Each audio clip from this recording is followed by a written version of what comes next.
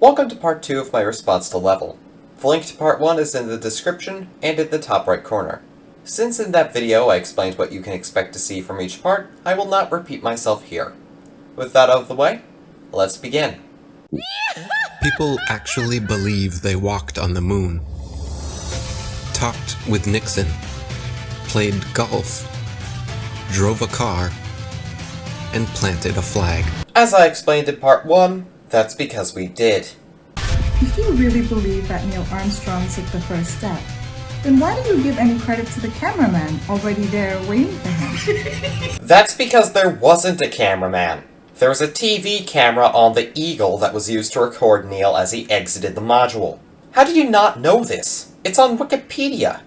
Yet another example of conspiracy theorists telling us to do our own research whilst not doing any research of their own.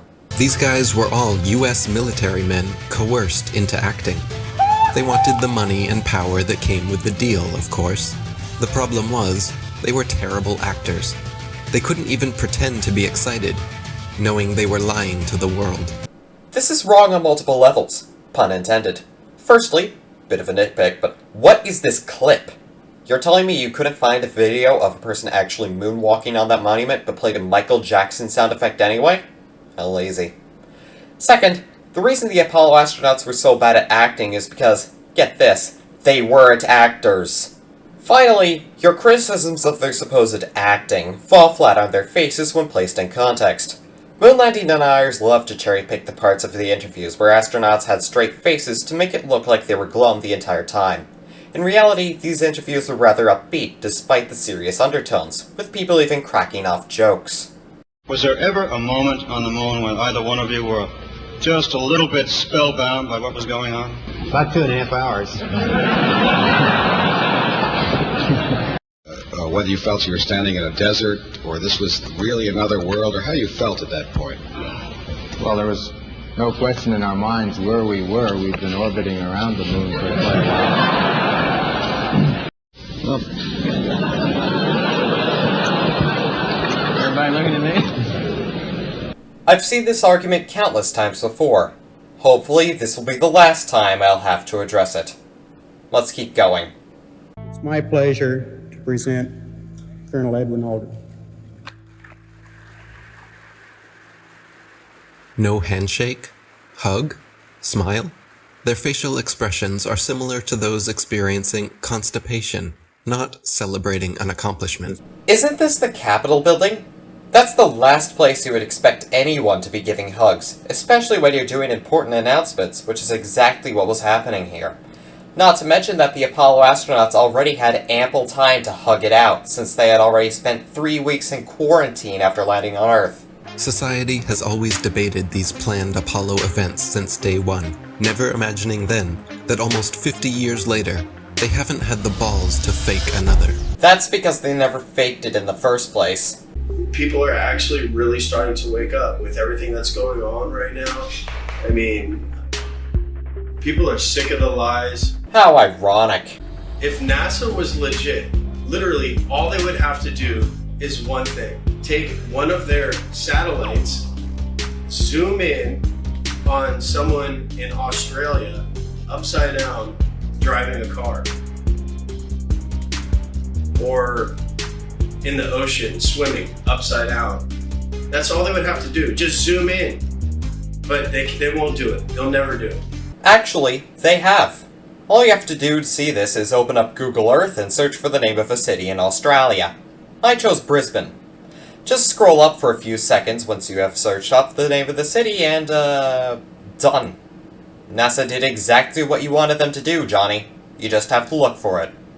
We have the footage of them in the space capsule, still in Earth orbit, covering up a small section of the window, so you can see through the circle and making that look like that was the Earth. And this is a joke. You're right, Johnny.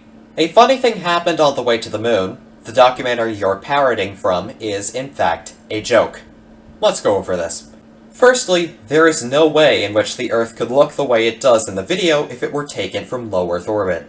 Videos from low Earth orbit show the Earth quickly moving across the screen, which contradicts the nigh stationary view we see in the Apollo footage. Secondly, the video this is from was being broadcasted live across the United States. Why would the Apollo astronauts keep showing the window during and after the removal of the supposed window cover, despite knowing that they were live? Thirdly, the supposed use of a window cover wouldn't even be necessary. As we see in this footage, the Earth is clearly visible with part of it in darkness. At the bottom of the screen, the window frame is visible, and the position of the camera changes greatly, but the shape of the Earth stays the same despite a window cover allegedly being present. It gets worse, as the camera is then moved to a different window, and we get the exact same view of the Earth, partially in darkness, and round. So no, there was no window cover. Finally, Johnny said that the astronauts were in low Earth orbit. Orbits are impossible on a flat Earth, as there is an alleged firmament dome over it that the module would have slammed into. By saying that the astronauts were in orbit, Johnny has accidentally admitted that the Earth is round. And they say behind the curve was bad. I think it's hilarious that NASA will straight up tell you we destroyed the technology to go to the moon. I'd go to the moon in a nanosecond. The problem is we don't have the technology to do that anymore. We used to, but we destroyed that technology, and it's a painful process to build it back again. But they destroyed the technology and they can't go back. It's ridiculous. How is it ridiculous? After President Nixon slashed NASA's budget, the Apollo program was forced to end. What's the point in keeping rockets around if you can't launch them? Thus, they dismantled the rockets. Destroying that technology. There's an interview with Buzz Aldrin, actually, where he's being interviewed by a little girl. Her question was, why has nobody been to the moon in such a long time? That's not an 8-year-old's question. That's my question. I want to know, but I think I know. Because we didn't go there, and that's the way it happened. Moon hoaxers love this quote. I love it too, since it demonstrates that they don't understand subtext. The original question was, why has nobody been to the moon in such a long time? Not, why didn't anyone ever go to the moon? When Buzz said that we didn't go there, he means that we didn't go there in such a long time. Not that we never went there in the first place. Buzz did not admit that the moon landings were fake. This silly globe model with water magically attached to it, spinning at 1,000 miles an hour, shooting around the sun at 66,000 miles an hour, and rocketing through the universe at 500,000 miles an hour is just the goofiest, silly thing that I've ever heard in my life. Your incredulity is not a valid argument. They want you to think you're a monkey man, a purposeless accident created by nothing. The Big Bang and biological evolution have been demonstrated beyond reasonable doubt. The only thing creationists can do is throw nonsensical, self-contradictory strawmen at them, just like Johnny has just now. That exploded from a Big Bang that was created, not by scientists, by a priest, mind you. Your own citation debunks your insult. Lemaitre knew what he was talking about, unlike you, who can't stop turning this documentary into a comedy with every word that comes out of your mouth. So many times during spacewalks outside the International Space Station, we can see air bubbles rising up. Can you touch on how there are air bubbles in space? Sure thing. The reason there are bubbles in space is because, and try to follow me on this one, they aren't bubbles. Your first hint should be that these supposed bubbles aren't traveling in a uniform direction. Your second is that none of these bubbles appear to slow down at all, despite most of these supposed bubbles not moving directly up. And your third should be that they don't change shape. So what are they? They're ice. The ice in these videos is formed from the moisture in the air inside the airlock. When air pressure is decreased, the air and water can cool down more quickly. This is called the adiabatic process, and it's the reason why clouds usually form high in the air. Because the pressure decreases so quickly, the water vapor is able to cool so much that it condenses and freezes into small ice crystals within seconds. These ice crystals are highly reflective, giving the look we see in these videos. Astronauts on harnesses as well, anything to say about that? Yes, I do. None of the astronauts are on harnesses. In the first clip, the astronaut on the far right of the screen pushes on the shirt of the astronaut in the middle. Because this is a weightless environment, there's nothing to make the shirt revert to its original shape. This is indicated by the massive wrinkles and folds on the rest of his shirt. No harness to see here. The astronaut that floats across the screen in the second clip simply jumped off the wall of the hallway to the left. There's nothing in this isolated clip that indicates the use of a harness. The astronaut's hips in the third clip are higher up at the start than at the end of the clip, and she made no movements that would cause entanglement with any harness attached to it.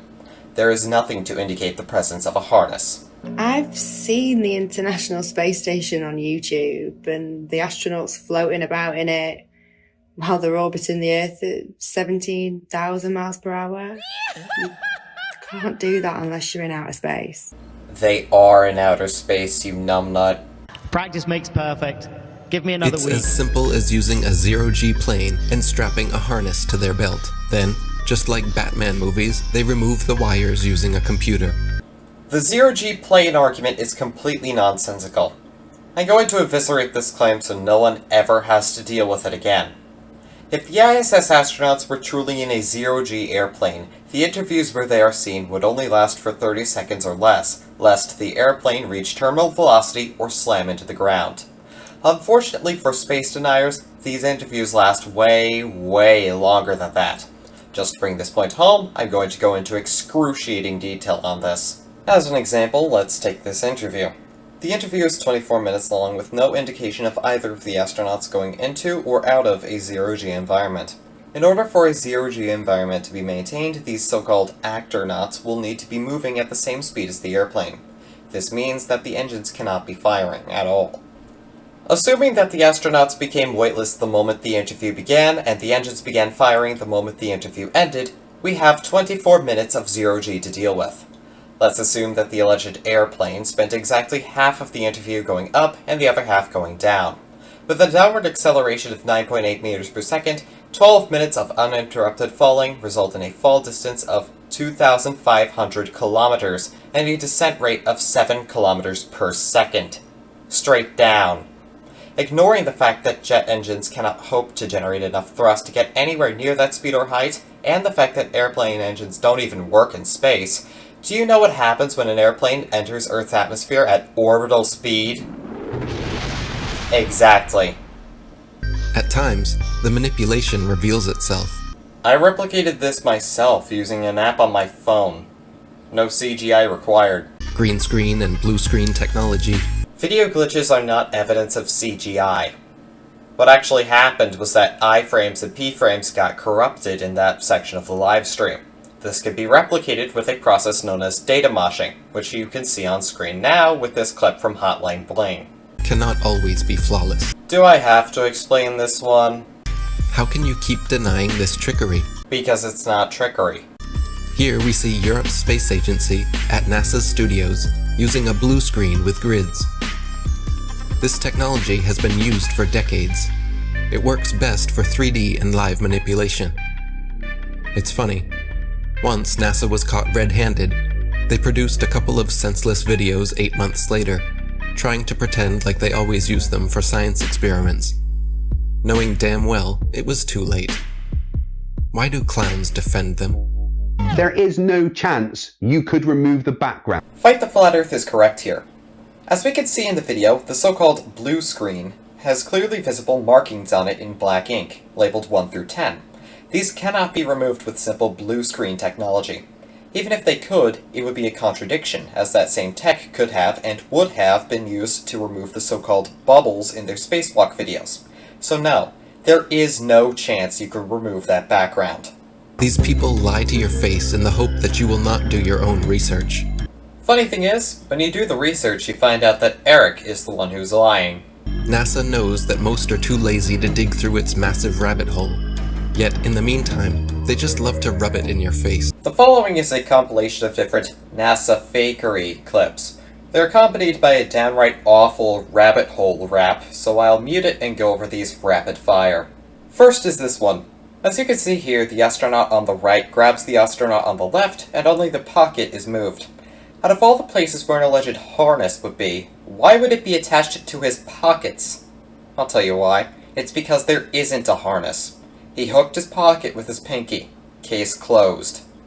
The next one is the result of basic video editing. I showed this earlier with marbles. No CGI needed. I debunked this one earlier too. It's the result of missing and corrupted iframes, which could be replicated with data moshing. Their green screens are awful. Because they're not green screens. I'm not sure why you globeheads keep defending all of this. We globeheads defend them from you flat tards because you can't come up with a single piece of evidence for your lunacy, but blurt it out anyway and end up fooling those who are less informed. That's really the reason why I still make these videos. It's not for entertainment, because I'm not a masochist, or monetary value, since I don't make a penny from these videos. It's to stop those who are less informed from taking the cyanide in those red pills of yours. Right now, we only can fly in Earth orbit. That's the farthest that we can go. Just because we can't go higher right now doesn't mean we weren't able to in the past. As I explained earlier, NASA hasn't had enough money to launch people to the moon since Richard Nixon slashed its budget in the 1970s. All DVDs on space are all CGI. There's nothing real. Wrong. I skimmed through a few episodes of How the Universe Works, which airs on the Science Channel, and found that they show many real photos of things in space. However, Eddie Bravo's argument is also wrong on another level. The reason why these shows don't show very many photos of things in space, and instead opt to show CGI, isn't because there aren't any real photos to use, it's because of capitalism. These shows are made by corporate entities that want to make as much money as possible. How you do that with TV programs is to get people to watch your shows as much as possible and get the highest ratings possible from those viewers. What's going to grab your viewers' attention more? A genuine photo of a cryovolcano on Enceladus, or a high-quality CGI render of the geyser erupting? This, or this? It's not that hard. Don't we have Hubble? Why don't you point it at the Earth and get some awesome shots of where we live? There are plenty of reasons why. I'll list them for you. 1. Hubble can't handle that task. The lens and camera are specifically designed for looking into space, which, in case you didn't know, is very dark. Making Hubble look at Earth, a very bright object, runs the risk of damaging the lens and camera. This is the same reason why Hubble isn't allowed to take photos of the Sun or Mercury. 2. The photos would come out as heavily distorted due to Earth's atmosphere bending the light. This is the same reason why stars twinkle here on Earth. Other satellites, such as the one used for Google Earth, are specifically designed for such a task. 3. The twinkling I just mentioned is the very reason why Hubble was made. Space telescopes are made so that photos of space can be taken without distortion from the atmosphere. Pointing Hubble at Earth means dealing with the atmosphere, which defeats the very purpose of Hubble. 4. The only people who want Hubble to take a photo of the Earth are flat earthers. In order to preserve their narrative, they would immediately scream "fake" at the top of their lungs. Why take the time and effort to do a favor for people when they will reject it and call you a liar anyway? 5. There are already plenty of photos of Earth from space anyway, such as the one on screen now. So there is, for the last time, no reason to make Hubble take a photo of Earth. Speaking of which... All the pictures and images from space are CGI. None of them are real. Eddie Bravo says this as the screen shows at least 8 real photos of the Earth, 3 of which having been taken before CGI was even a thing. And they admit that they're all CGI, except for one in 1972, which is fake. False. NASA has never said that all their photos are fake, and the one from 1972 is real. They do sometimes exaggerate, like claiming they used a NASA camera 1.6 million miles away to take this alleged video of the dark side of the moon. It doesn't take a genius to see how undeniably computer-generated this image is, and yet, you think we are the moronic ones? Yeah, we do. That's called a chromatic aberration. By your logic, this cheetah is CGI. So yeah, you are the moronic one. Whatever's coming from the government, I need I need the kind of evidence that would shut down a case. The evidence you're looking for is in part 1. Link in the description. What is gravity? I have no idea. Okay, next question. So you're telling me gravity is strong enough to hold oceans onto it, battling inertia from the spin. So gravity's holding oceans, and inertia's trying to pull it out and make it fling. Skyscrapers would fling off the Earth, but this gravity's holding these. It's so strong, it's holding the ocean, but it can't hold a helium balloon? Flat Earthers still don't understand gravity at all. Gravity pulls on anything and everything that has mass, including air. The reason why balloons rise in air is because, due to the air being denser than the balloon, gravity is able to pull on it more strongly than the balloon. Thus, the air is able to move the balloon out of the way, pushing it upwards. Think of it like a game of tug-of-war, with the medium being the people on one end and the balloon as the people on the other end. The denser the medium or the object within it is, the stronger it can pull on that rope, and the easier it is to win the game. Balloons do not defy gravity. Where's gravity at with butterflies? The explanation here is almost the same as with balloons. Butterflies have very little mass, so their attraction to Earth is weak. They have very little inertia as well, meaning that it takes very little force to make them move. This is the problem that flat earthers have with gravity. Their understanding of gravity is backwards. They think that it should be a massive feat for gravity to pull things with lots of mass together, when it is actually the exact opposite, as gravity gets stronger as mass increases. Long before the theory of gravity was a glimmer in Newton's imagination, the natural physics of density and buoyancy already perfectly explained why apples fall down. Objects fall or rise based on their relative density to the medium surrounding them. Apples fall because they are denser than the air, while helium balloons rise because they are lighter. No gravity necessary. Wrong. Objects only move when a force is applied to them. Buoyancy always pushes things upwards. If gravity didn't exist, objects that are more dense than the medium around them would still move upwards, since there is no force to counteract buoyancy. Heck, the buoyant force wouldn't even exist if gravity didn't exist, as the reason why buoyancy exists is because the medium itself is trying to move downwards at all times, so objects actually wouldn't move at all.